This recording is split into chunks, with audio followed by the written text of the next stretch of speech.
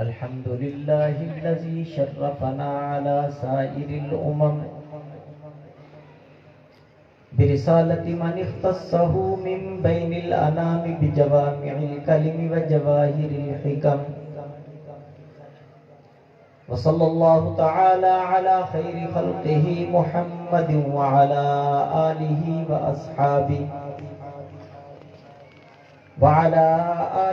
وأصحابه وبارك وسلم ما نطق اللسان بمدحه ونسخ القلم أما بعد فأعوذ بالله من الشيطان الرجيم بسم الله الرحمن الرحيم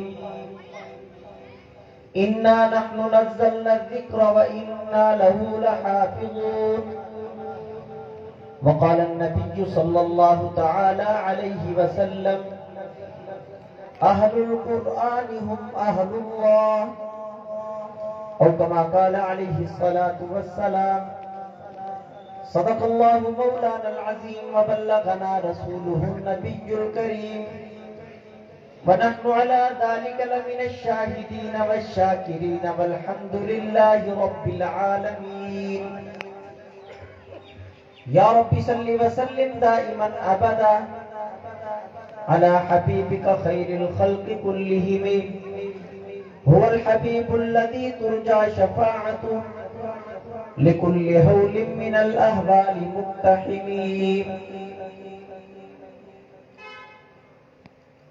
یاد تھے قید میں بھی تجھ کو رموز قرآن یاد تھے قید میں بھی تجھ کو رموز قرآن ہو کے آزاد مگر تارک قرآن کیوں ہے کل تو آزاد ہوا جس کا سہارا لے کر کل تو آزاد ہوا جس کا سہارا لے کر آج اس دین محمد سے گریزاں کیوں ہے انتہائی واجب الاحترام نہایت ہی قابل قدر سامعین کرام آج کی یہ پروقار تقریب ان 8 بچوں کے اعزاز کے اندر انعقاد پذیر ہے کہ جنہوں نے 2-3 سال محنت کر کے اللہ رب العزت کے لارائب کلام کو اپنے سینوں میں محفوظ کیا. اپنی گفتگو سے پہلے میں پڑھنے والے ان بچوں کو ان کے والدین کو دل کی اتھاہ گہرائیوں سے مبارکباد پیش کرتا ہوں کہ آپ خوش قسمت ہیں کہ اللہ رب العزت نے آپ کو اپنے کلام کے ساتھ تعلق اور نسبت عطا فرمایا. آج کی یہ عظمت قرآن مجید کانفرنس انہیں بچوں کے اعزاز کے اندر منعقد ہوئی. قرآن مجید کی عظمت کے لیے اگر کوئی لمبی چوڑی گفتگو نہ کی جائے تو اتنی بات ہی کافی ہے کہ قرآن اللہ کا کلام ہے. قرآن مجید کی عظمت کے لیے اتنی بات ہی کافی ہے کہ قرآن مجید اللہ کا کلام ہے. اور ویسے حقیقت یہ ہے کہ قرآن مجید کے جتنے ہمارے اوپر حقوق لازم ہیں ان میں سے جو سب سے پہلا حق ہے وہ بھی یہی ہے کہ ایمان بالقرآن، کہ ہمارا ایمان ہونا چاہیے کہ قرآن اللہ کا کلام ہے. ایمان ہونا چاہیے قرآن مجید کتاب خدا ہے.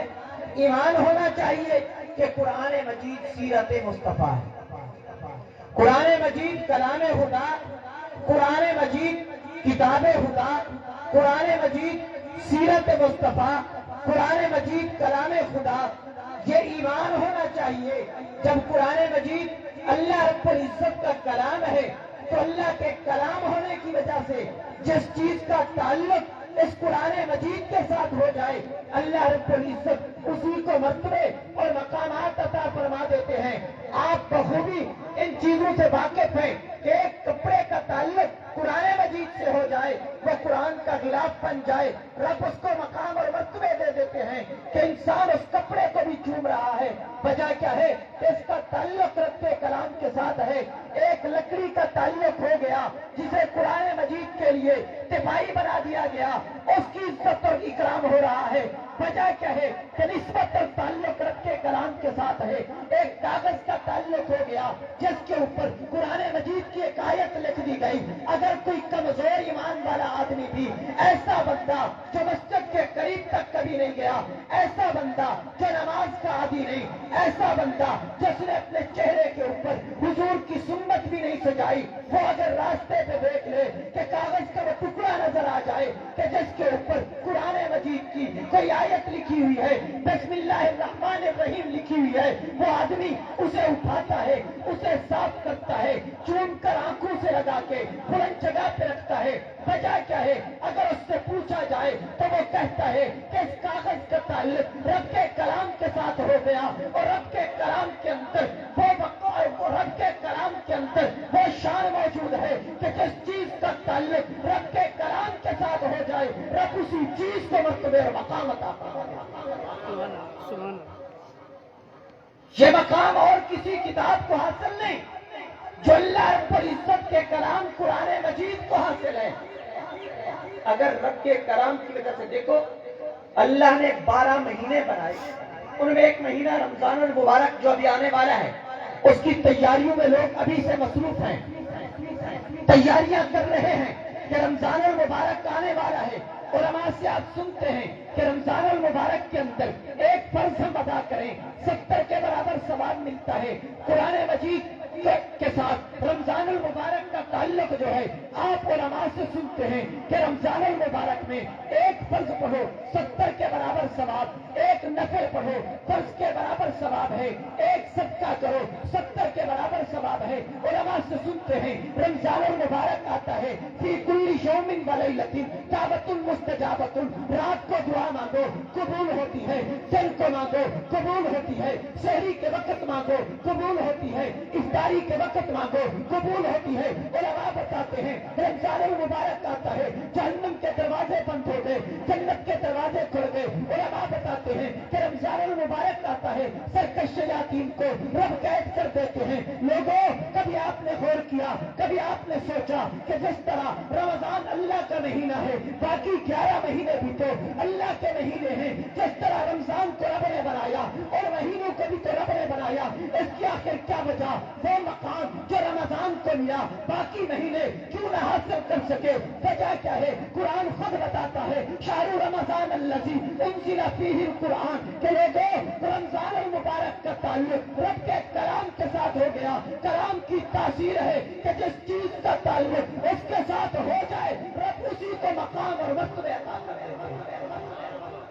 اگر قرآن مجید کی نسبت سے ایک کپڑے کو عزت مل سکتی ہے, قرآن مجید کی نسبت سے ایک کاغذ کو مقام مل سکتا ہے, قرآن مجید کی نسبت سے ایک لکڑی کو عزت مل سکتی ہے, قرآن مجید کی نسبت سے اگر رمضان المبارک کو عزت مل سکتی ہے, قرآن مجید کی نسبت سے اگر لیلۃ القدر کو عظمت مل سکتی ہے, تو لوگوں اشرف المخلوقات جو انسان اپنے سینے کے اندر رب کے کلام کو محفوظ رکھے گا, دیکھو اللہ رب العزت اس کو کتنا مقام اور بلندی عطا کرے.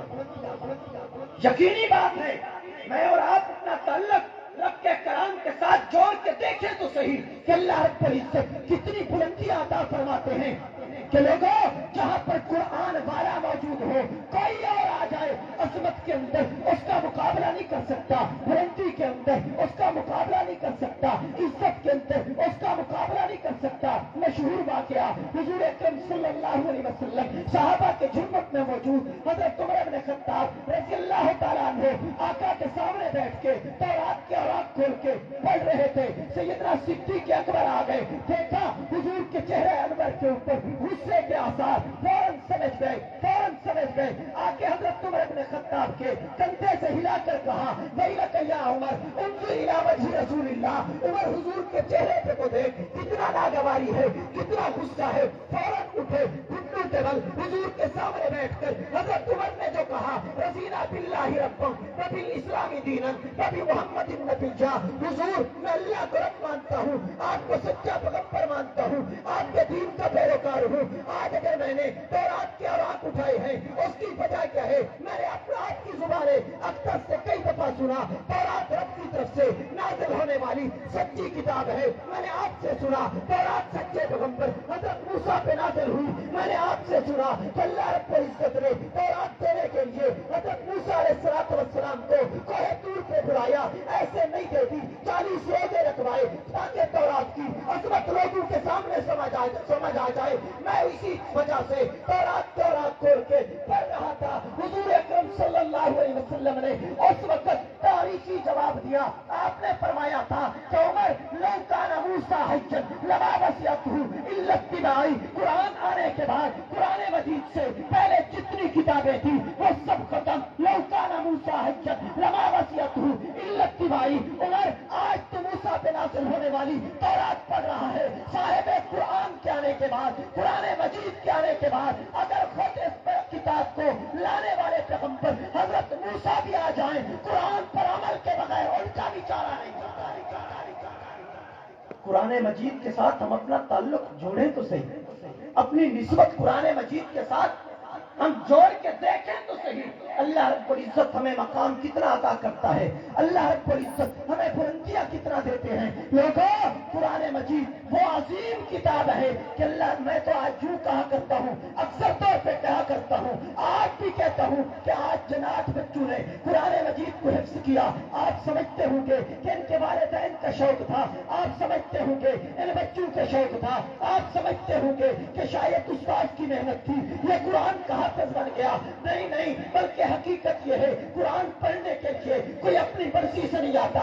अल्लाह रब्बुल इज्जत का अपना फरमान है, इन्ना नहनु नज़्ज़लना ज़िक्रा व इन्ना लहू लहाफ़िज़ून, कि कुरान मजीद मेरा अपना कलाम है, इसकी हिफाजत भी मैं रब खुद करूंगा। अल्लाह रब्बुल इज्जत ने हिफाजत के लिए जिम्मेदारियां तकसीम कर दी, किसी का जिम्मा लगा दिया वो कुरान को लेकर कुरान की हिफाजत कर रहा है, किसी का जिम्मा लगा दिया कुरान को छपवा कर कुरान की हिफाजत कर रहा है, किसी के जिम्मा लगा दिया कि कुरान मजीद की जल्दबंदी करके कुरान की हिफाजत कर रहा है, किसी के जिम्मे लगा दिया कुरान के अल्फाज सिखाकर कुरान की हिफाजत कर रहा है, किसी के जिम्मे लगा दिया कुरान का लहजा सिखाकर कुरान की हिफाजत कर रहा है, किसी के जिम्मा लगा दिया कुरान का मफहूम बताकर कुरान की हिफाजत कर रहा है, किसी के जिम्मा लगा दिया कुरान मजीद से मसाइल निकाल के तुझे और मुझे देकर कुरान की हिफाजत कर रहा है।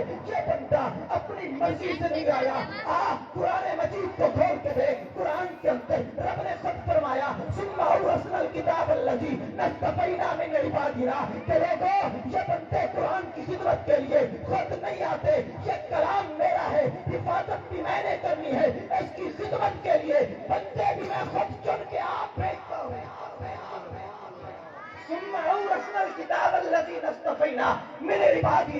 आज अगर कारी मंजूर साहब मदरसे के अंदर बैठकर बच्चों को कुरान सिखा रहे हैं, ये अपनी मर्जी से नहीं आए, इनकी ड्यूटी अल्लाह रब्बुल इज्जत ने खुद लगाई।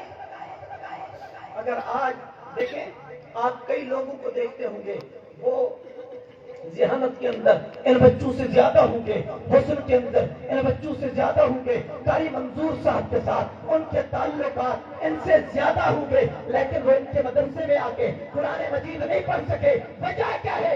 अल्लाह रब्बुल इज्जत ने उनको खुद चुन के भेजा नहीं। अल्लाह रब्बुल इज्जत के कलाम के साथ अपना ताल्लुक जोड़ो। कुरान दुनिया में भी फायदा देता है, कब्र में भी और आखिरत में भी काम आएगा। कुरान दुनिया में भी तुम्हारा वकार बुलंद करेगा। मशहूर वाकया है, पिछले महीना रजबुल मुरज्जब के अंदर आपने उलमाए किराम से हुजूर अकरम सल्लल्लाहु अलैहि वसल्लम के सफर मेराज को सुना होगा। उन्होंने बताया होगा, हुजूर अकरम सल्लल्लाहु अलैहि वसल्लम पूरी जमीन की सैर करने के बाद मस्जिद अक्सा बैतुल मुक़द्दस में पहुंचे थे। वहां कमोबेश 1,24,000 अंबिया महबूब के इंतजार के अंदर थे। अल्लाह रब्बुल इज्जत ने उनसे मुलाकात करवाई। उनकी मुलाकात के बाद अल्लाह रब्बुल इज्जत के हुक्म से जिब्राइल अमीन ने आजान दी। आजान देने के बाद अब बारी आ गई इमामत की।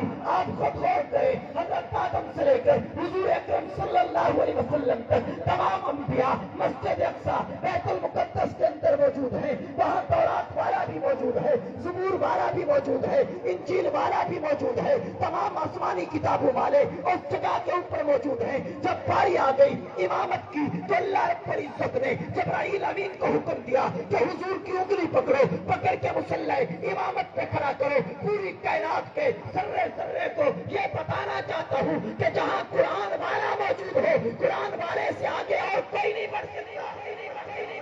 تو میرے بھائی، ہم اپنا تعلق قرآن سے جوڑ کے دیکھیں تو صحیح کہ اللہ رب العزت ہمیں بلندیاں کتنا عطا فرماتے ہیں۔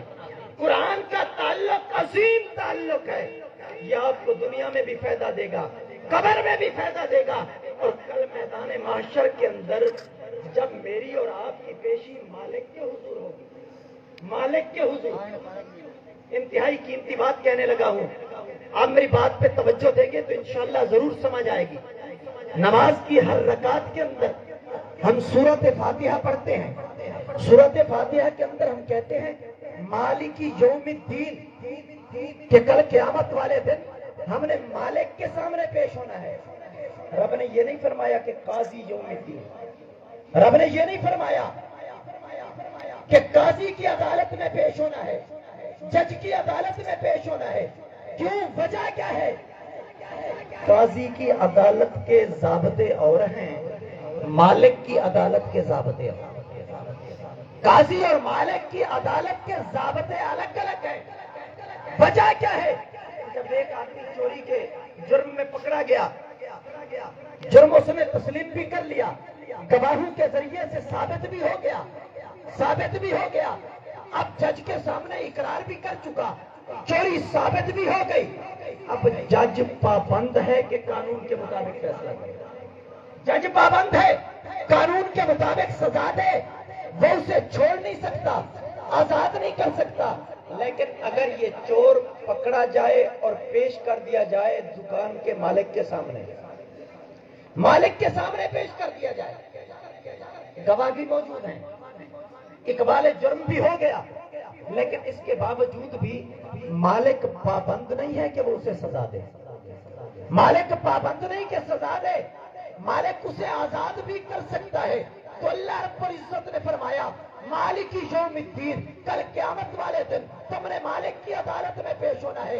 وہ قاضی نہیں ہے، وہ جج نہیں ہے کہ جس کے سامنے وہ قانون کا پابند ہو، نہیں، وہ قانون کا پابند نہیں۔ جب وہ مالک ہے تو آپ فرماس سے سنتے ہوں گے کہ ان کے سامنے اگر کوئی عالم پیش کیا جائے گا، ایک ایسا عالم آئے گا جسے گھسیٹ کے جہنم میں ڈال دیا جائے گا، ایسا سخی آئے گا جسے گھسیٹ کے جہنم میں ڈال دیا جائے گا، ایسا ان کے سامنے شہید لایا جائے گا جسے اونٹے منہ گھسیٹ کے جہنم میں ڈال دیا جائے گا۔ کیا کہا جائے گا؟ تم نے یہ کام میرے لیے نہیں کیے تھے، مجھے دکھلانے کے لیے نہیں، جن کو دکھلانے کے لیے کیے ان سے جا کے ان کا بدلہ لے لو، ان سے جا کے ان کا ثواب لے لو، ان سے جا کے ان کا اجر لے لو۔ لیکن ایک آدمی ایسا بھی پیش ہوگا کہ جس کے سامنے ایک نیکی کم ہوگی، تلاش کرتا پھرے گا، کوئی نہیں دے گا۔ یوم یفر المرء من اخیہ وامہ وابیہ وصاحبتہ وبنیہ، باپ کے پاس گیا،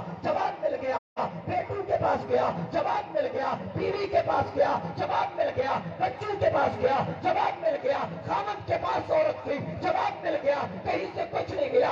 ایک آدمی کے پاس صرف ایک نیکی موجود ہے، وہ کہتا ہے میرا تو کام نہیں بنتا، جا یہ میری نیکی لے کے چلا جا۔ جب اس نے نیکی دے دی، اللہ رب العزت کو یہ ادا اتنی پسند آئے گی، رب فرمائیں گے جس کی ایک نیکی کم تھی وہ بھی جنت میں، جس کے پاس ایک نیکی تھی وہ بھی جنت میں۔ کیوں؟ وجہ کیا ہے؟ مالک یوم الدین، رب جج نہیں، رب مالک ہے، چاہے تو پکڑ لے، چاہے تو آزاد کر دے۔ وہ جج نہیں ہے، مالک ہیں۔ اور دوسری بات جو میں کہنا چاہتا ہوں، جب پیشی ہو جج کے سامنے تو وہاں ضرورت ہوتی ہے وکیل کی، وکیل کی ضرورت ہوتی ہے کہ جو جائے گا، دلائل دے گا، بحث کرے گا۔ لیکن اگر پیشی ہو مالک کے سامنے تو وہاں پر وکیل کی ضرورت نہیں، دلائل کی ضرورت نہیں، زیادہ سے زیادہ اگر کام آئے گی تو سفارش کام آئے گی۔ زیادہ سے زیادہ پکڑا گیا چور، مالک کے پاس پیش کر دیا گیا، مالک کے سامنے پیش کر دیا گیا، اب اس نے اقرار جرم کر لیا، اب لوگ دیکھیں گے کہ ہمارے بچے سے غلطی تو ہو گئی، اب جس آدمی کا اس نے نقصان کیا ہے دیکھتے ہیں کہ سب سے زیادہ تعلق والا اس کا کون ہے، اسی کو لے کے جاتے ہیں تاکہ وہ سفارش کرے اور جان بخشی ہو جائے۔ سفارش کرے تو زیادہ سے زیادہ آپ یوں سمجھ لیں، زیادہ سے زیادہ اگر کام آئے گی وہاں پہ مالک کے سامنے تو سفارش کام آئے گی۔ میں کہنا یہ چاہتا تھا مالک یوم الدین، کل قیامت والے دن لوگوں ہم نے مالک کی عدالت میں جب پیش ہونا ہے، وہاں دلائل نہیں چلے گے، وہاں مالک کی عدالت ہے، وہاں وکالت نہیں چلے گی، وہاں مالک کی عدالت ہے، وہاں گواہ جو موجود ہوں گے وہاں گواہ بھی کام نہیں آئیں گے۔ ہاں اگر کام آئے گا سارے لوگ جس وقت اپنے پسینے کے اندر شرابور ہوں گے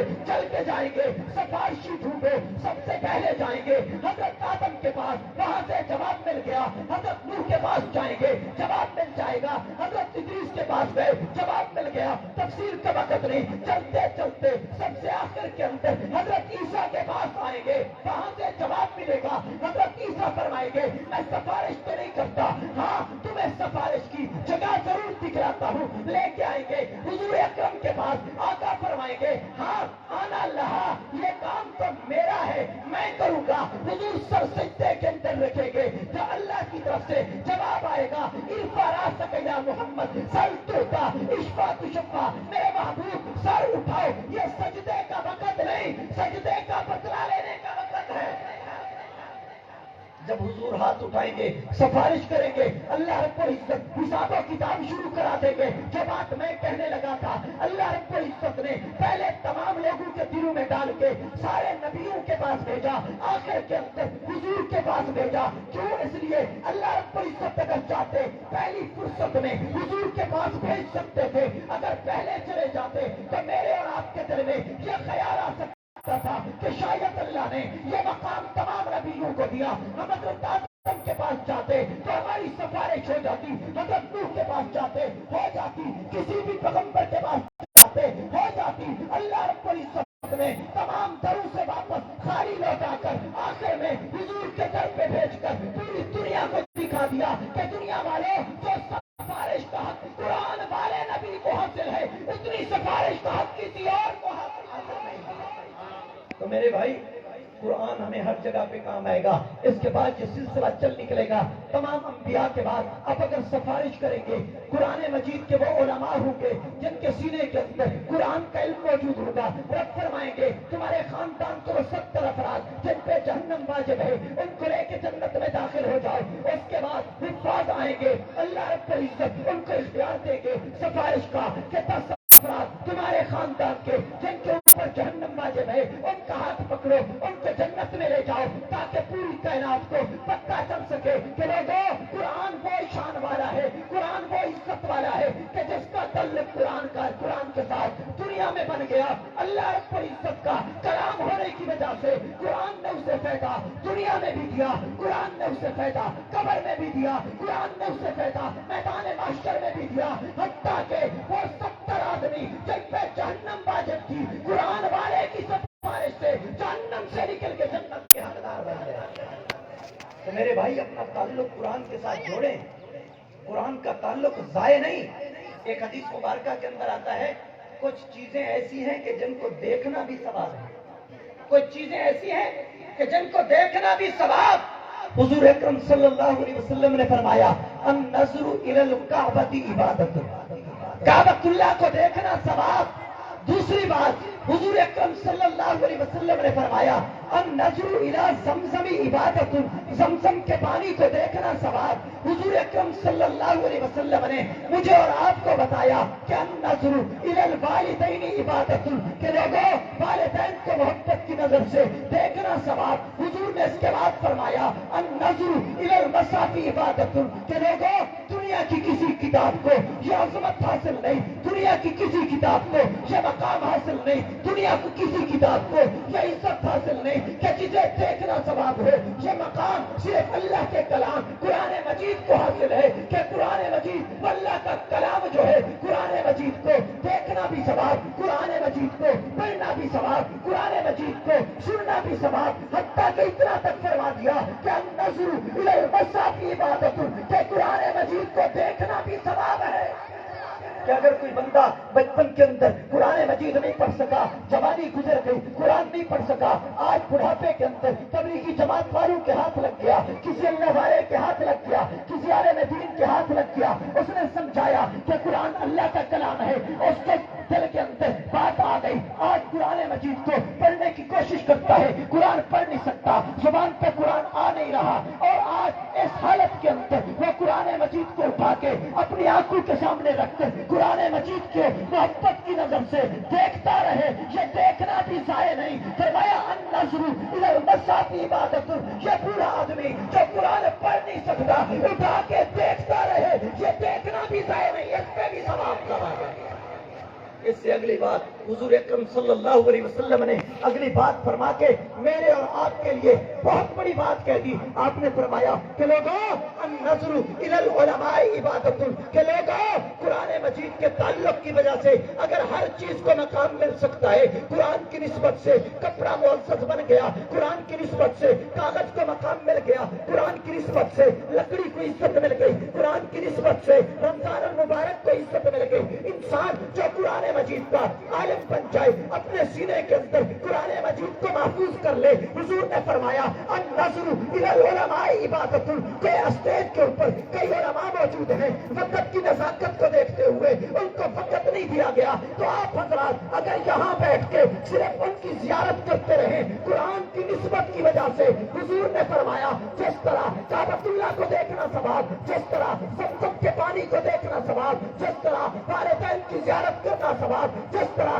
قرآن مجید کو دیکھنا ثواب، فرمایا اسی طرح النظر الی العلماء عبادت، جس کے سینے کے اندر رب کا کلام ہے، وہ قرآن مجید کا عالم بن گیا، قرآن کی نسبت سے اسے وہ مقام مل گیا، قرآن کی نسبت سے اسے وہ عزت مل گئی، قرآن کی نسبت سے اسے وہ مرتبہ مل گیا، تو اس بندے کی زیارت کرتے رہو، اس پہ بھی رب نے ثواب کا وعدہ فرمایا۔